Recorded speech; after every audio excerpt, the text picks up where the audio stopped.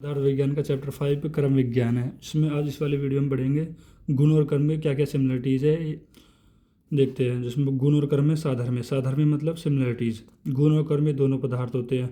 भाई पदार्थ क्या होते हैं? पदार्थ दो शब्दों से मिलकर बना होता है, पद प्लस अर्थ। पद का मतलब होता है शब्द और अर्थ का मतलब होता है विषय। मतलब उस शब्द या अक्षर के हमें जो भी ज्ञान है या विषय है उसको हम पदार्थ कहते हैं। और पदार्थ कह रहे हैं कि अकॉर्डिंग टू वैशेषिक दर्शन 6 प्रकार के होते हैं: द्रव्य, गुण, कर्म, सामान्य, विशेष, समवाय। और अकॉर्डिंग टू चरक, चरक के अनुसार सामान्य, विशेष, द्रव्य, गुण, कर्म, समवाय।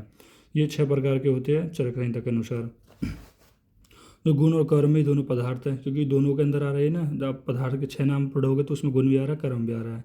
दूसरा पॉइंट है, दोनों ही द्रव्य में आश्रित होते हैं। भाई द्रव्य होता है ना, कोई भी द्रव्य हो तो उसमें गुण भी होगा, कर्म भी होगा। जैसे मान लो ये पेन है, तो इस पेन में भी क्या रहा है कि गुण भी होगा, उसका कर्म भी होगा। एक द्रव्य है तो हर एक द्रव्य के अंदर गुण और कर्म होता है। जैसे इसके अंदर कर्म हो जाएगा, ये कैसा कैसा लिखता है, और उसका गुण होगा ऐसा होगा, इसका कलर कैसा है, कैसा इसका डिज़ाइन, ये इसका गुण हो गया। जैसे मोबाइल हो गया, तो मोबाइल का कह रहा है कि कर्म क्या हो जाएगा, इसमें फ़ोन पे है, व्हाट्सअप है, या फिर इसके जो अदर फंक्शन है। और कर्म क्या हो जाएगा? कर्म कर्म सॉरी यही कर्म है इसका। जो कर्म है मतलब ये चलता है, फ़ोन पे चलता है, व्हाट्सअप चलता है इसमें, तो ये सबके कर्म हो गए।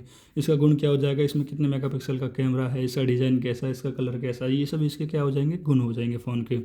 ठीक है। दोनों में गुण रहित होते हैं, गुण रहित होते हैं, यानी कि ना कर्म का कोई खुद का गुण होता है, ना गुण का खुद का कोई गुण होता है। मतलब ना कर्म में गुण होता, ना गुण का खुद का कोई गुण होता। भाई कोई द्रव्य है, जैसे मान लो ये लाल कलर की गेंद है, ये मान लो एक लाल कलर की गेंद है, ये लाल कलर की गेंद है, ये क्या है? एक द्रव्य है, क्योंकि आपने बताया कि सब चीज़ क्या है? एक द्रव्य है।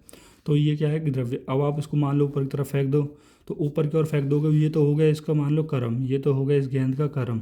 ठीक है। और ये इसका जो लाल कलर है, जो इसका ये लाल कलर है, लाल कलर है, ये हो गया इसका गुण।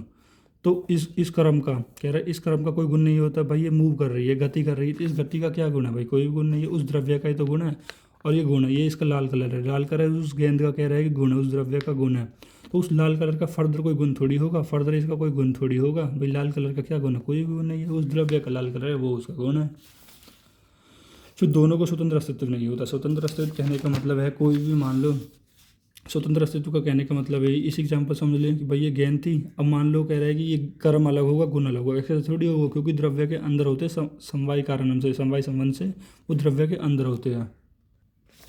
तो इससे हमें पता लगा है दोनों का स्वतंत्र अस्तित्व नहीं होता। मतलब ना अकेले गुण रह सकता, ना अकेले कर्म रह सकता, दोनों ही द्रव्य के अंदर रहते हैं।